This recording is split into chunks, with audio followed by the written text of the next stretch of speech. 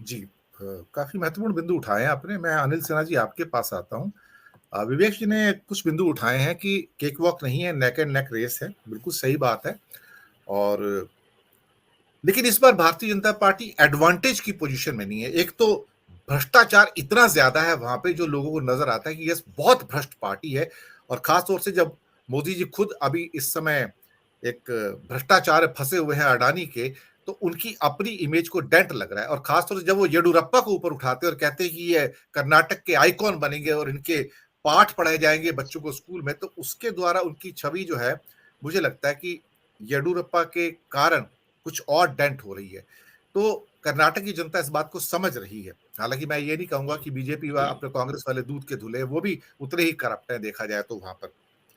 लेकिन येडुरप्पा के घर पे भी आक्रमण होता है, ये भी आपने देखा, और बंजारे लोगों की बड़ी संख्या में आक्रमण किया। और बाद में इतना पैनिक था भारतीय जनता पार्टी के अंदर कि नहीं नहीं, ये तो कुछ हमारी पार्टी के लोग थे, और आप इनको, इनके अगर एफआईआर मत कीजिए, कोई उसके ऊपर एक्शन भी मत लीजिए, पुलिस से कहा जा रहा है। तो हालात इस कदर हैं। 14% मुस्लिम पॉपुलेशन है, सब्सटेंशियल पॉपुलेशन है कर्नाटक के अंदर, और पढ़ा लिखा पूरा का पूरा स्टेट है।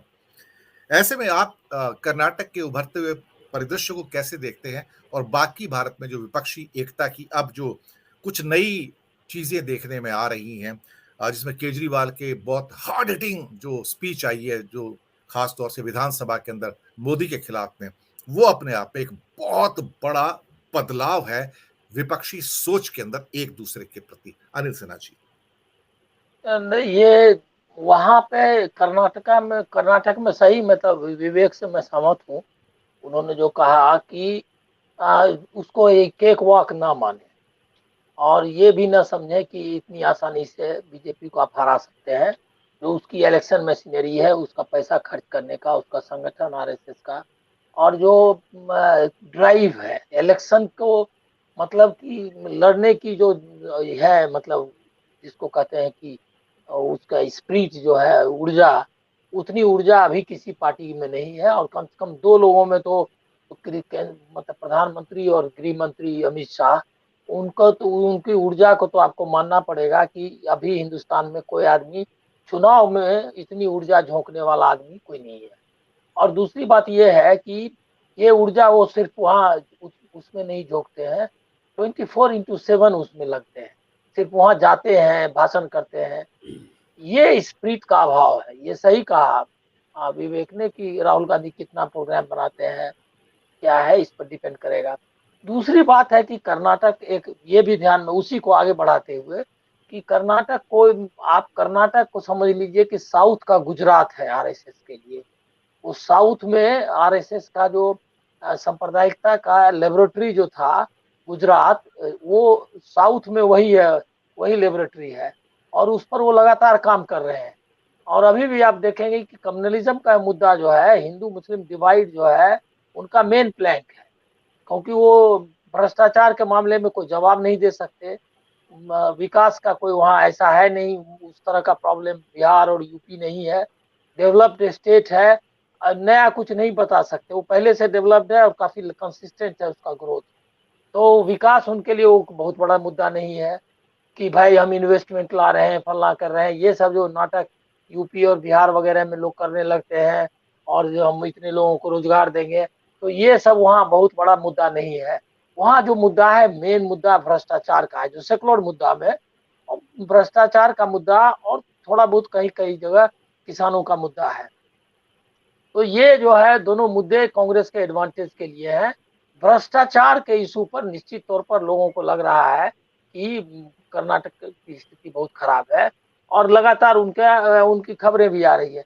लेकिन कम्युनलिज्म के मुद्दे पर अभी तक मतलब असर नहीं हो रहा है, ऐसा लगता है। लेकिन कितना असर हो रहा है इसको आप जानते नहीं है, क्योंकि ये जो उन्होंने, मतलब एक दिन का मामला नहीं है, ये तो लगातार कोस्टल जो कर्नाटक है उसमें तो लगातार उडुपी वगैरह में कमल राज है, और उसमें जो वो पार्टी है मुसलमानों की, जो कट्टरपंथी पार्टी है, उससे वो अपने को टकराते रहते हैं। मतलब सिमी का जो ये है, जो मतलब नया रूपांतरण है, उसका इस्तेमाल करते हैं और कम्युनल टेंशन बनाए रखते हैं। आपने देखा होगा कि हिजाब का मुद्दा उन्होंने उसको कितना प्रोपोगेट किया, और उस पर अभी तक वो खत्म नहीं हुआ है, वो मुद्दा अभी तक वहाँ जिंदा रखे हुए हैं किसी न किसी तरीके से। तो हिजाब का मुद्दा हो गया, उसके बाद अभी रिजर्वेशन, जो मुस्लिम रिजर्वेशन, उसका मुद्दा हो गया। उसमें एक और चल रहा है कि टीपू सुल्तान के बारे में, वो लगातार उनका लंबे समय से ये कैंपेनिंग है कि टीपू सुल्तान जो है कॉमनल, ये क्या कहते हैं, ये था, राजा था, और वो हिंदुओं पर उसने अत्याचार किए। ये नैरेटिव को उस जगह तरीके से अपना कर रहे हैं। अभी उन्होंने जो लगाया कि भोकालिगा के जो जो फोक हीरोज थे जिन्होंने सेक्रीफाइस किया, उसके और लड़े इसके खिलाफ, मतलब जन जन ये थे, तो उसको वो लोग पोर्ट्रे कर रहे हैं कि उन्होंने ही एक नई नैरेटिव, जिसको कि वोकालिगा लीडर्स लोगों ने उसको रिजेक्ट कर दिया है, लेकिन वो प्रचार कर रहे हैं कि वोकालिगा ने के जन ने, मतलब जन नायक ने उनको मारा टीपू के खिलाफ। तो ये एक नई नैरेटिव, तो वोकालिगा जो कि बेसिकली उनका कोई कन्फ्लिक्ट उस तरह से नहीं है, ये में मतलब उनको कॉमनलाइज करने में उतना सब नहीं सफल हुई है ये क्या कहते हैं बीजेपी, लेकिन अब उनको कॉमनलाइज करने की कोशिश में वो लगे हुए हैं। तो ये इक्वेशन है। दूसरा एक है, ये टेस्ट केस होगा विपक्षी एकता का, कर्नाटक का, क्योंकि वहां पर ऑल सीट्स पे आम आदमी पार्टी ने लड़ने का ऐलान किया हुआ है, और शायद कैंडिडेट कुछ उसने 80 या कुछ घोषित भी कर दिए है। तो अगर वो जाते हैं केजरीवाल वहां ताकत से लड़ने के लिए, तो मैं आपको उनका जो विधानसभा में भाषण है उसको एक फ्रॉड के रूप में ही देखूंगा। मतलब ये थोड़ा हार्ड वर्ड है, लेकिन एक फ्रॉड ऑन पीपुल जो है वो मैं मान के चलूंगा, क्योंकि वो जो है दिखना चाहते हैं बीजेपी के खिलाफ, लेकिन कांग्रेस को हराना चाहते हैं। जो उनकी बेसिक पॉलिसी है उसी पर काम कर रहे हैं, ऐसा मैं मानूंगा। अगर कर्नाटक के इलेक्शन में टीएमसी अगर चुनाव लड़ने जाती है, तब तो आप समझ लीजिए कि 2024 का इक्वेशन क्लियर है।